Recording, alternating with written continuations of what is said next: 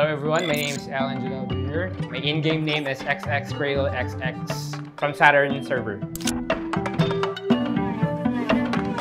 Gusto naming itry kung hanggang saan naabot yung paglalaro namin ng Kabal. Yun, it's so fun. Maraming challenges din na bago dun sa amin na bagong experience. Nag-start tayo syempre sa computer shop. During break times, sabi ko, paano ba laruin yung Kabal? Yun nga, na-introduce sa akin yung former guildmates ko din. Tinuruan niya ako paano mag-register sa game kasi bago sa akin ng Kabal.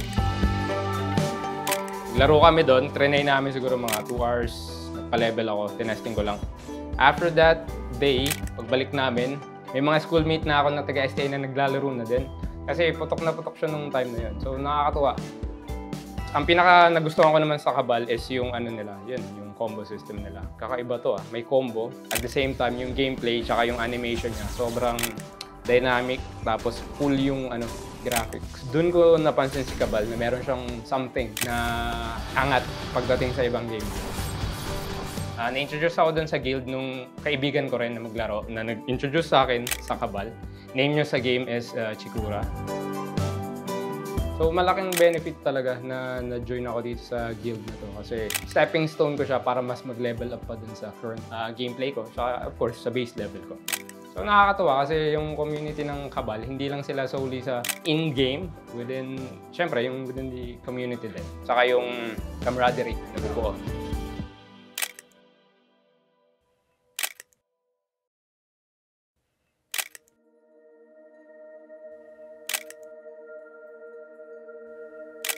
Siguro masasabi ko humina yung activity ng guild mula nung umalis yung currently guild leader namin that time, si Ate Benalyn. Kasi pumunta siya ng ibang bansa.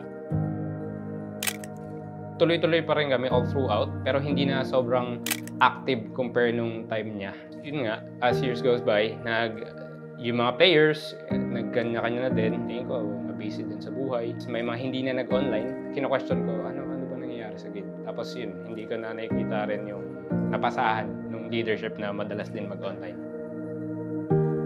Napakalaking impact nun sa guild namin nung umalis din si Ate Bena. Kasi si Ate Bena as a guild leader sa Kabal, masyado niya kaming sinanay dun sa ugali niya na nagmamotivate ng mga players. Kahit hindi ka kahit mababa lang level mo o mahina lang ang item mo. As long nakasama mo, we got your back. Parang gano'n.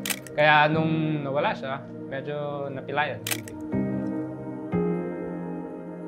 Siguro sa akin, personally din, dumating din ako dun sa ganung time na downfall ko sa Kabal. Nawala yung interest ko or yung spark dun sa game. Siyempre, lahat naman ng ginagawa natin sa buhay, minsan nagkakaroon tayo ng, kung may motivation, may nagkakos kung bakit tayo na-demotivate sa pag-continue nung paglalaro. Siguro sa akin, yun nga, yung mga responsibilities dumating na, which is given as tumatanda tayo, nagkakaedad. Inuuna yung mga priorities. Nung mga later na taon na lumipas, yung curious ako na ano kayong status ng game or nung mismong character ko pag binalikan ko siya after 2 years ko ng inactivity sa Kabal. Nung pagbalik ko, bumalik yung sipag ko sa paglalaro. Talagang grinain ko siya.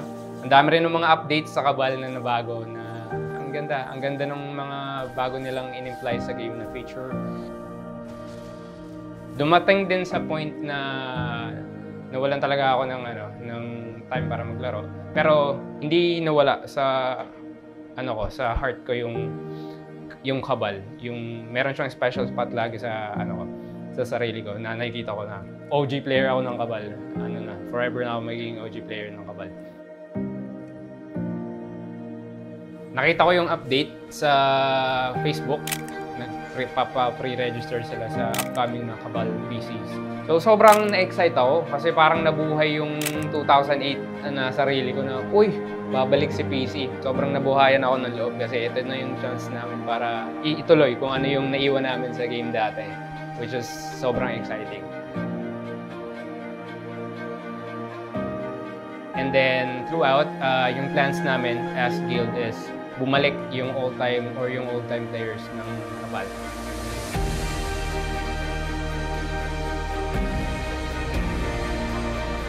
Which is very exciting. Looking forward kami. Hopefully, mangyari to.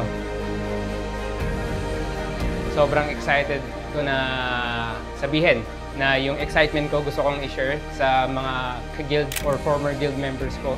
So of course, hindi lang dun sa kanila, of course sa lahat ng naging part ng community at ng naging players ng Old Cabal. Let's go mga tol, buhayin na natin to. Maglaro na tayo ng Cabal ulit.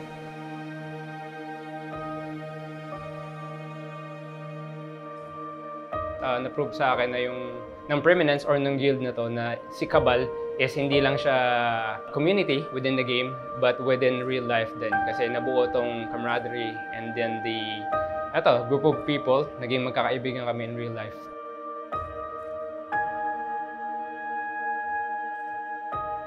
Sabi ko, ito yung RPG na gusto kong laruin araw-araw.